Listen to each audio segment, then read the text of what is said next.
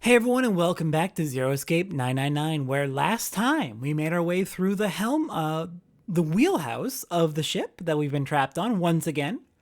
And as we were there, we were able to have a more in-depth conversation with Clover, where we worked through all of the logic we could and narrowed down our suspect list for who killed Snake to 2 suspects, a pair working together. Santa and Seven appear to be our culprits. And thinking about it, it does make a bit of sense. Seven has always been a little bit odd, slightly fishy.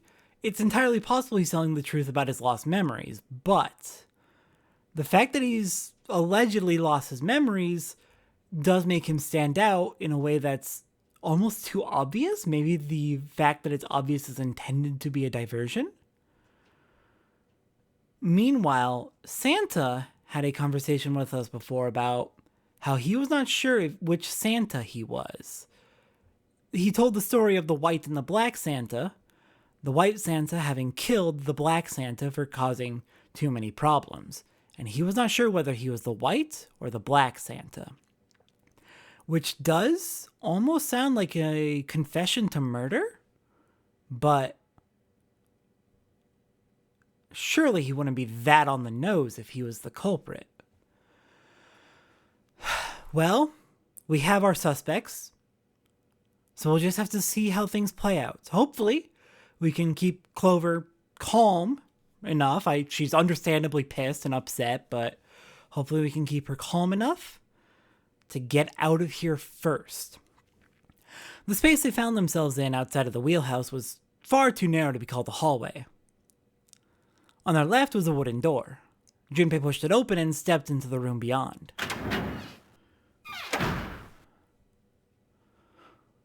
It was full of all manner of turn-of-the-century electronic equipment. Most of them were things they'd never seen before. They had no idea what they might have been for, let alone how to operate them. One smaller machine had a metal bar that ended in a circular handle. Ace seemed to recognize it. Ah, yes, a telegraph key. These were used to transmit Morse code a long time ago. He turned and slowly took in the room. This must be the communication office. Across the room from the door they'd enter through was another door. A metal plaque was nailed to it. It read, Captain's Quarters. The Captain's Quarters? That's what it says. Then do you think?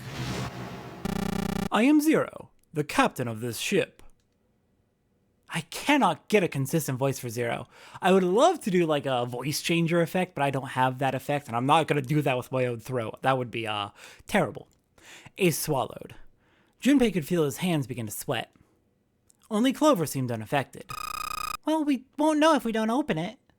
She walked up to the door and put her hand on the knob. It opened easily, and without so much as a pause, she walked in. Junpei and Ace followed. The first thing they saw was a man on the floor, covered in blood. We never learned what was up with this guy. He still looks like Igor to me, from this angle at least. Junpei felt his body seize up, his mouth went dry, and he felt very, very cold.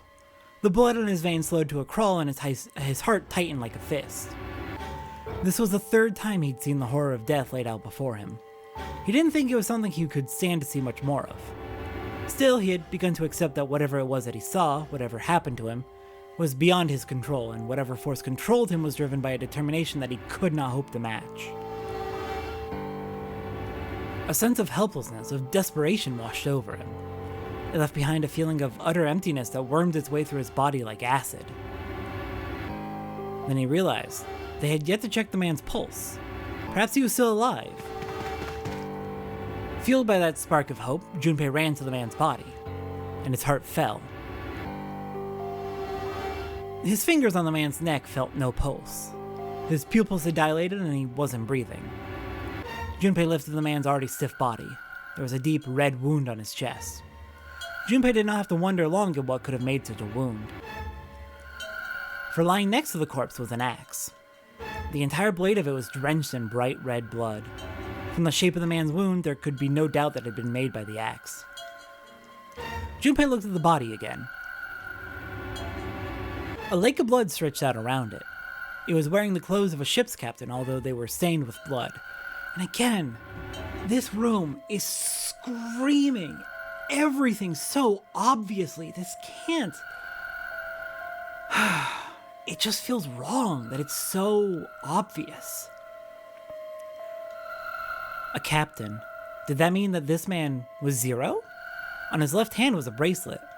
The number on the bracelet was 0. It was only then that Junpei noticed a stench of blood that filled the room. He couldn't help but laugh. There was nothing else for him to say. It was too simple, too obvious, too straightforward. If there hadn't been a dead man on the floor, Junpei might have thought it was a joke. We're of the same mind, Junpei. This is just so obvious. Something is wrong here. 0 is taunting us. That can't be 0. This has to be a taunt. Okay, so first off, we know we need to check this. Yeah, you can kind of see why I might have thought that the top left might have been the kitchen. The middle rail of the staircase kind of looks like the counter in the middle of the kitchen where the tables were. The freezer doors would be on the left. There'd be like kind of from the perspective of where the grill is, where Santa burned his hand. You can kind of see why I thought it was that, the top left monitor. There's a bunch of weird buttons on here. They probably switch what you can see on the screens. Do you know how to work this thing? Why don't we just press one of these? Like this one. Well, I guess it does change the... What the hell is this? Obvious. Heh. Junpei snorted with grim humor for the second time since he'd come into the room. The 4 screens along the bottom had a single letter each, spelling out 0. Junpei felt as though he was being mocked. The real villain was somewhere, laughing at him. What do you think? He turned to Clover, who was standing next to him. Her voice was almost too low to hear. Nothing. It seemed that she cared about little. Of course, Junpei could hardly blame her. Given the strain she was surely under, Junpei was somewhat surprised she had responded at all. Still, he had to ask. He gestured toward the corpse. What about him? Do you think that's really 0? Clover shook her head weakly. There's no way that's him. Didn't I tell you already? 0's one of us. Yeah, right. Well, even if he wasn't one of us, there's no way that man could be 0. Don't you get it? The letters that spell 0 on the TV screen. The captain's clothes he's got on. And of course, the bracelet with a 0 on it. It's too obvious. Look, this is 0 right here. This dead body is 0. Doesn't that seem kind of funny to you? You're right. Only an idiot wouldn't see through something like that. No, that's not the point. I'm not trying to make fun of them for thinking a trick like this would work. I'm sure they didn't think it would work, which makes me wonder, why did they do it? I think this is a challenge from the person who's really behind all of this. He's making fun of us. Huh? Don't you get it? If whoever killed this guy really wanted us to think this corpse was 0, they'd never have put a bracelet on him. Walking about with a 0 bracelet would be like hanging a sign around your neck that said, I did it. Anyone with a brain would be able to see that this guy is supposed to look like everything 0 is supposed to be. Just like we did. The killer must have known we wouldn't think he was 0 and put the bracelet on him anyway. Do you know why? Why? Like I said, he's mocking us. Too bad, suckers, this isn't 0. It's the same bad joke that a lot of criminals like to play. They'll just sit back and watch people run in circles. Look, here I am. What's wrong, guys? Come on, catch me if you can. That's really twisted, but it almost seems kind of childish. Yeah, you're right. It's really childish. It's like it's just a game to whoever this person is. That's what seems funny to me. Junpei bent down next to the corpse. Alright, let's get back to the point. Who killed this man? I don't know. And what's this guy's deal? Who is he? How would I know that? If I knew anything, I would have told you. You have no idea who he is? Why would I? Junpei sat back on his haunches and thought. We should check and see if he's got anything on him that might tell us who he is. Give me a hand here, Clover. What? We gotta flip him over. How else are we gonna search his pockets? Clover didn't move. I will say Junpei is being very proactive about this, and I respect that he's doing that this time. Junpei had no choice but to move the body on his own. He grabbed hold of an area not completely covered in blood and shoved. It took a moment, but eventually Junpei felt the man's bulk begin to shift. But just as it did, something fell from the man's left wrist. The bracelet was 0 on the face. Lastly, let us discuss how to remove the bracelets. There are only 2 ways to do so. 1, you escape from this ship. 2, your heart rate reaches 0. In other words, once the bracelet is taken outside the confines of the ship, or detects that its wearer's heartbeat has fallen to 0, it will shut down automatically. Junpei stared at the bracelet. This man, he's dead, isn't he? Huh? No, it's just, I guess I didn't really think about it until right now. If his bracelet's off, that means he's dead. Well, it's pretty obvious that he's dead. You don't really need to look at his bracelet to figure out that he's dead. No, I get what Junpei's saying, though. It's like he's aware of it, but he wasn't, like, consciously like, this man is dead. He just wasn't consciously thinking about it. Yeah, I guess you're right. It is pretty obvious. It looks a lot better than the other bodies we've seen, though, you know? I mean, if there wasn't all this blood, he'd almost look like he was still alive. I mean, I know it's kind of a messed up thing to say, but he kind of has it better, you know? Dying from a bomb going off inside you, I mean, that's just... Some of the snake's bones went right through his skin. I think the explosion must have thrown him against a wall or something. There was a broken bone just sticking out of his left arm. Suddenly, Junpei realized what he was saying. Yeah, Junpei, you're talking to Clover? Chill. How could he have been so cruel? He clapped his hands over his mouth. I know you weren't trying to be mean. Like, obviously you were trying to be mean, but like, maybe not the time. It was already too late. He turned to look at Clover. She was glaring at him furiously. What did you just say? Her words sounded cold. He knew an apology could hardly atone for what he'd done, but he tried anyway. Oh man, I'm so sorry. I shouldn't have said that. I really don't know what I was thinking. I mean, no, that's not what I'm talking about. What did you say about his arm? Arm? Yes, his left arm. You said it, didn't you? Well, yeah, I did, but... I mean, didn't you see it too? Of course not! I could barely look at him! Clover took a quick, deep breath. Are you sure? It was his left arm! Clover? What's happening? Junpei thought back. Yeah, I'm pretty sure it was. And he had a broken bone, right? What the hell are you getting at here? Just shut up and answer me. She shoved her face closer to his. He could see the fire in her eyes. Junpei winced and swallowed. Yeah, he did. It was pretty bad too. The bone was sticking out of the arm. No sooner were the words out of his mouth than Clover's expression changed. Suddenly, she was crying. Junpei wasn't sure what to do. Thank you. It was close to the last thing he had expected to hear. Junpei had no idea what had just happened. He didn't think he'd done anything worthy of thanks, and he couldn't understand why she would have chosen that moment to begin crying. So he simply stood there, confused. Thank you, Junpei. She thanked him again, and then something even stranger happened. Clover threw herself into Junpei's surprised arms. Hey, what's going on with you? I'm sorry, it's just, I'm so happy. Why? The body in the shower room. It isn't his, it isn't my brother. Huh? It's not Snake. Why on earth would you think that? Because his left arm is... She stopped herself. I'm sorry. I really shouldn't be talking about this. Junpei decided it would be prudent not to press her for any more information. If she did not wish to tell him, she certainly had a reason for doing so. So his left arm having a bone means it's not... Does he have a prosthetic? Perhaps more importantly, however, if Clover was so certain, then she was likely right. That meant that the body in the shower room wasn't Snake. It wasn't much, but that knowledge lifted some of the weight from Junpei's heart. He's still alive! I'm so happy! Tears shone in her eyes. Those tears melted Junpei's heart.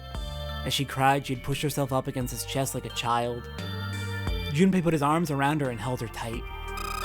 Junpei, you were right! No matter what happens, you can never lose hope. You have to remember what's most important, and that's to have faith and to have love. If you can remember all of those, it'll bring you good luck. Clover reached into her pocket and pulled something out. It was a laminated bookmark with a four-leaf clover. I only made it here because you gave me this. I was suspicious of everybody and I was angry and miserable. But because I had this four-leaf clover, because of what you said to me, Junpei hadn't thought his words would have had such an effect on her. I mean, even the little things can have a major impact, especially in a situation like this. Her words were making him feel a little awkward. Thank you so much, Junpei. She looked up at him. He scratched his nose and pretended to notice something interesting somewhere else in the room. If you really want to thank somebody, you should be thanking Santa. Santa? Why? Well, he was the one who gave me that thing. And the words for each leaf, I got that from him too. Then suddenly, Clover broke away from Junpei. Huh? He looked confused. He hadn't thought she'd react that poorly. Clover began to pace across the room. But wait, if Santa's alive, then who the hell is the corpse in the shower room? Why do they look like Snake, wearing his clothes? And did Zero orchestrate this? That's the only thing I can think of. That kind of like throws off all of the suspicion from everyone because we don't know who Zero is. Zero could probably be in complete control of the game for all we know, able to break whatever rules he fucking wants. What is happening? Clover began to pace across the room. 6 steps to the left, 6 steps to the right, another 6 to the left, and then she stopped. Did Santa really tell you those things? Her eyes were serious, but not angry. And where is Snake? Where is he? We have never found him. We've been almost everywhere on this ship. Yeah, he did. Did I say something wrong? Oh no, not at all. In fact, this could be really good news. I think. You think? Santa knew about the words and the clover. The only people who should know about that are the other subjects. Subjects? The other people who were in the experiment 9 years ago with my brother and me. Okay, Clover, you're going to need to elaborate because you keep saying this and not elaborating. But he's blind, and I was part of the Nevada test group, so neither of us would be able to recognize the faces of the people who are on this boat. Nevada test group? Clover, please. Whoa, time out. Junpei held up his hands. He took a deep breath and let it out. Let's just calm down for a second, okay? Start from the top. Don't start with the end and then jump to the middle. You gotta start at 1 and move to 2 and 3 and 4 and so on. If you don't tell me stuff in the right order, I'm never gonna be able to figure it out. Junpei, I get your frustration, and I agree, but she's piecing things together. Give her a moment, and when she has it together, she'll tell you. Clover nodded. Alright, let's start with this experiment. What happened on this boat 9 years ago? Do you know about morphogenetic fields? He did. And the realization sent chills down Junpei's spine. Alright, how about this? Theory of the telepathic mechanism. Junpei recounted what Lotus had told him earlier. Clover nodded. Telepathy, huh? Well, that's not really it, but I suppose it's similar. So they were testing telepathy on this ship? Yeah, I guess so. So what exactly did they have you guys do? The same thing that we're doing now. Exactly the same thing. What? The notary game. 9 people were put on this boat and 9 others were put in the building in Nevada. And the game started. Junpei grabbed the sides of his head. Look, I'm sorry, but I don't get it. What does the notary game and some telepathy experiment have to do with each other? Clover bit her lip. She blinked back, sudden tears.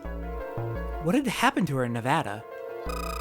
The ability to access a morphogenetic field is affected by a couple of things. The first is epiphany, and the other is danger. You know how sometimes when you're up against a really tough problem, and then the answer just kind of pops into your head? That's an epiphany. And what you learn from the epiphany can be transmitted with telepathy. When you add danger to that equation, then it gets easier to transmit that information over telepathy. So you're saying the nonary game was supposed to introduce that element of danger. Yeah, but it couldn't be just any old danger. It had to be life and death. And someone did actually die. Remember the submarine ending? We heard exactly this from Seven. Someone died in an experiment on this boat 9 years ago. Clover and Snake were in the experiment. And Clover thinks that if Santa knew those leaf words, then Santa must have been on the boat as well, or in the experiments as well. So what are our connections so far? Snake, we don't know what Ace's deal is. Snake was in the experiment. He was one of the kids in the experiment. Santa, likely in the experiment. Clover, in the experiment. Junpei, we have no idea. June, we have no idea, but we know Junpei and June are connected together. Seven was investigating that experiment. Lotus, her kids were in that experiment. We don't know the ninth man's deal is. Almost every single person we have met so far is connected to this experiment 9 years ago. And it all ties back to morphogenetic fields and information being transmitted telepathically. Whether it's molecules learning new behaviors that they never knew before. I guess no is not a right word for molecules, but you know what I mean. Or humans transmitting solutions to puzzles, I suppose, is what's happening. A girl. Junpei felt the sudden grip of despair on his heart. Something deep and distant and powerful squeeze, and for a moment he felt very, very empty and alone. She was on the boat with my brother. I was in Nevada, so I never met her, but I did hear her name. What was her name? Her name was, Are you kidding me, Ace? Are you fucking kidding me? Please! Oh, we're so close to getting some fucking information. We are getting some so good information, and you do this. The sound of the door opening was like a gunshot. Junpei spun around. Oh, my apologies. I seem to have disturbed you. Ace, you two must have strong stomachs. I can't imagine how you could stay in this room for so long. Ace glanced down at the floor, at the corpse covered in blood. At any rate, Junpei, would you be so kind as to come and help me with something? Oh, fine. I'm having a little trouble and I could really use your assistance.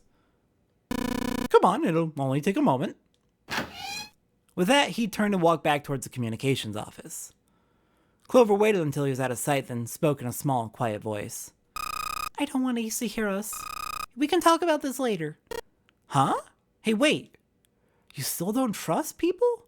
We know you think you are convinced Snake's alive, and you still... I guess she's still suspicious any one of us could be Zero. Hey, wait! Clover ignored him. From outside, Junpei could hear Ace calling. Junpei, what are you doing in there? Hurry up! Grumbling to himself, Junpei stomped off toward the communications office. Next time on Zero Escape 999. With these bombshells dropping. We're going to finish up here in the captain's quarters and regroup with the rest of the people trapped in this nonary game. We're going to figure out what the hell happened, why the nonary game is being run a second time, and we're going to get the hell off this ship. I'll see everyone next time for that.